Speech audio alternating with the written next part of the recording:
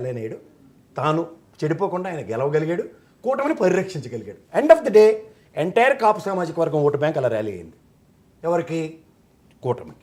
ఇది మీరు స్ట్రాటజికల్ లాజిక్లో మీరు ఒక్కసారి ఆయన గెలిచిన స్థానాలు, నెక్స్ట్ ఉభయ గోదావరి జిల్లాలో ఆయన మాట్లాడిన మాట 2014 ఎలక్షన్లో చూసుకోండి, 17-18 స్థానాలు అక్కడ శాసించగలిగాడు. ఇప్పుడు మనకు చూడండి, యూపీ ఎలక్షన్స్లో ఎవరైతే తమ్మింగ్ మెజారిటీతో గెలుస్తారో అది కాంగ్రెస్ యూపీ ఏదైనా అనుకుంటే అక్కడి నుంచి జరిగే శాసనం ఎలాగో ఉభయ గోదావరి జిల్లాలు కూడా రాష్ట్ర ముఖచిత్రాన్ని మారుస్తాయి.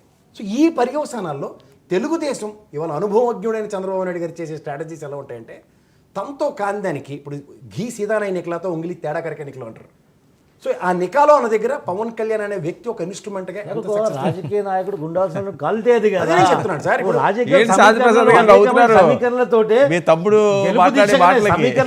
గెలుపు దిశగా చెప్తున్నాను సార్. ఇప్పుడు తనతో సార్ గురుగారు నేను అడ్డుపడలే మీకు ఒక నిమిషం, నాకు ఒక నిమిషం. చిన్న మాటే, పెళ్లి కూతురు దీవించారంటే ఆ మొండరెడ్డి తీసుకొని దీవిస్తా అంటాడు, అంతే సింపుల్ గా ఏముండదు. ఏమో సార్, అది మీరు మీకు అర్థమయ్యే భాషను బట్టి ఉంటుంది. నేనేం చేయగలను దానికి? మీరు కాకరకాయ అంటే కేకరకాయ అంటే నేనేం చేయలేను కదా. నేను కాకరకాయ భాషలోనే చెప్తున్నా. మీరు ఇప్పుడు గొర్రె కషాయవాడిని నమ్ముతుందంటే నేనేం చేయగలుగుతుంది దానికి?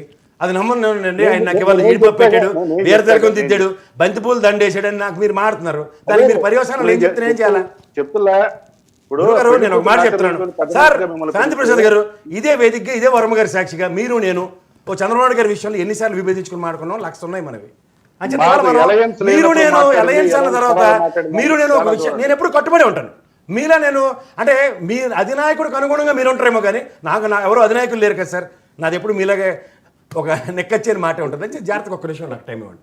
సో ఈ ప్రస్థానంలో 2024 ఎప్పుడైతే అధికారం అన్న వచ్చిన దగ్గర ఆయన 30 ఆవిర్భావ సభలో మాట్లాడిన దానికి వైవిధ్యభరితంగా సత్తా అన్నది ఇండివిజువల్ కాంపిటెన్సీ అండ్ క్యాపబిలిటీ, నిరుత్సాహం నిరుపయోగం అన్న దగ్గర ఇవాళ మీరేదో అన్నారు.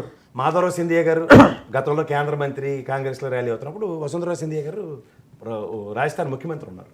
అండ్ అంత సేమ్ సినారియో వాళ్ళ తండ్రి కొడుకులు ములాయం సింగ్ యాదవ్ వాళ్ళ కొడుకు అండ్ వాళ్ళ తమ్ముడు, ఇవన్నీ మనం చూసిన ఉదంతాలు ఉన్నాయి.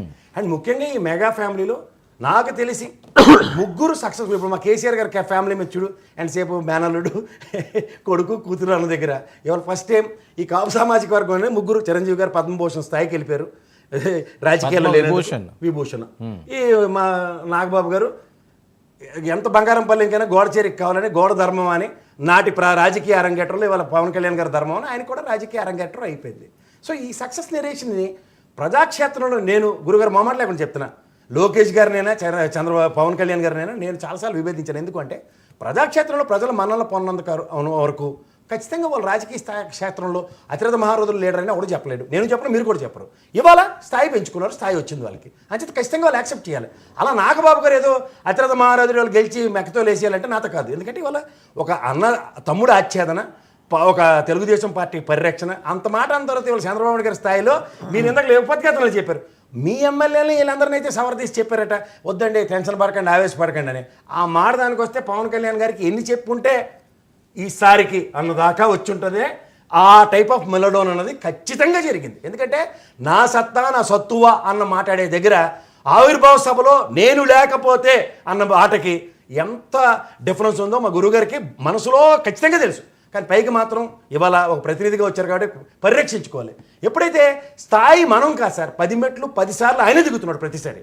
స్థాయి పెంచుకున్న అమ్మయ్య అనుకున్న దగ్గర ఓ జనసైనికులు, ఇప్పుడు మీకు పిఠాపురం ఎగ్జాంపుల్ ఒక చిన్న విషయం చెప్తా సార్. ఇదే కొలికిపూడి గారి నియోజకవర్గంలో ఒక ఎమ్మెల్యే దగ్గర ఒక చిన్న అగచాట్లు వస్తే ఏమీ కాకుండా మీ పార్టీ డిసిప్లినరీ యాక్షన్లో షోకాజ్ నోటీస్ అండ్ సస్పెన్షన్ దాకా ఉదంతమైంది. ఇదే వర్మ గారు నియోజకవర్గంలో ఓ 2000 కోట్ల నిధులు రిలీజ్ చేయకుండా ఇప్పటికి దిక్కుది ఇవ్వలేదు. చెక్కులైనా కరే తెలుగుదేశంతో కాకుండా ఆయన ఇవ్వగలమో చూడండి ఒకసారి. రెండోది పంచాయతీరాజ్ శాఖ మంత్రి ఒక